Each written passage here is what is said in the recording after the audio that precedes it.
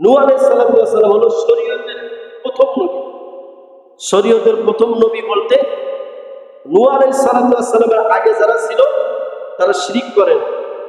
নূহ আলাইহিস সালামের জামানা থেকে মানুষগুলি শিরিক করা শুরু করেছে। নূহ আলাইহিস সালাম আল্লাহ কালেমা দেওয়া শুরু করলেন। দাওয়াত দিতে দিতে কয়েকটা মানুষ শুধু ঈমান নিয়ে এসেছেন, আর মানুষগুলি ঈমান নিয়ে আসে নাই। এক পর্যায়ে নূহ আলাইহিস সালামের শত্রু হয়ে গেছে। মানুষেরা নূহ আলাইহিস সালামের কথা শোনে না, ইট পাটকেল মারে। নূহ আলাইহিস সালাম এক পর্যায়ে তার জাতির উপরে, কওমের উপরে বিরক্ত অনুভব করে আল্লাহর কাছে দোয়া করছেন। কি করছে? প্রতিটা নবীকে আল্লাহ তাআলা একটা করে স্পেশাল দোয়া ছিল। নূহ আলাইহিস সালাম আল্লাহকে বলেন, আল্লাহ, এই জাতিগুলি যারা আছে তারা তো ঈমান নিয়ে আসবে না, যারা ঈমান নিয়ে এসেছেন তাদেরকেও তারা নষ্ট করে দিবে। এই জন্য সুতরাং তাদেরকে ধ্বংস করে দাও। এই দোয়াটা সালাম করছে, আল্লাহ দোয়া কবুল করেছে। 40 দিন প্লাবন দিছে, উপর থেকেও পানি পড়ছে, নিচ থেকেও পানি উঠছে। কতদিন? 40 দিন। নূহ আলাইহিস সালামের কিস্তির মধ্যে যারা ছিল, যে কদিন ঈমান নিয়ে এসেছে, আর প্রতিটা প্রাণীর এক জোড়া করে প্রাণী নিছে। এই নূহ আলাইহিস সালামের কিস্তির মধ্যে, নৌকার মধ্যে যারা ছিল তারা ব্যতীত সকলকে আল্লাহ তাআলা শেষ করে দিছে। কি করে দিছে? শেষ করে দিছে। কেমন শেষ করে দিছে? নূহ আলাইহিস সালাম আল্লাহর কাছে দোয়া করছেন, সকলকে শেষ করে দিয়ে আবার নতুন করে মানুষের প্রজন্ম শুরু। আল্লাহ তাআলা নূহকে ডাকতে বলেন, নূরে, তুমি হাড়ি পাতিল বানাও। কি বানাও? হাড়ি পাতিল। আল্লাহ কতগুলি বানাবো? বেহিসাব বানাও। কোন হিসাব নাই, হিসাব নাই। নূহ আলাইহিস সালাম বেহিসাব হাড়ি পাতিল বানাইছে মাটি দ্বারা। এগুলি যেন কুয়াশার পানিতে না ভেসে, বৃষ্টির পানিতেও যেন না ভেসে, এই জন্য ঢেকে রাখে। আবার রোদে শুকায়, আবার পানিতে যেন না ভেসে, এই জন্য ঢেকে রাখে।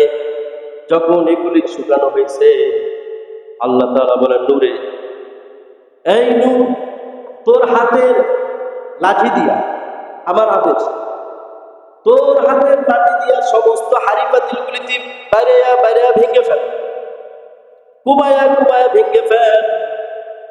আমার এটা হুকুম, আল্লাহ হুকুম করছে।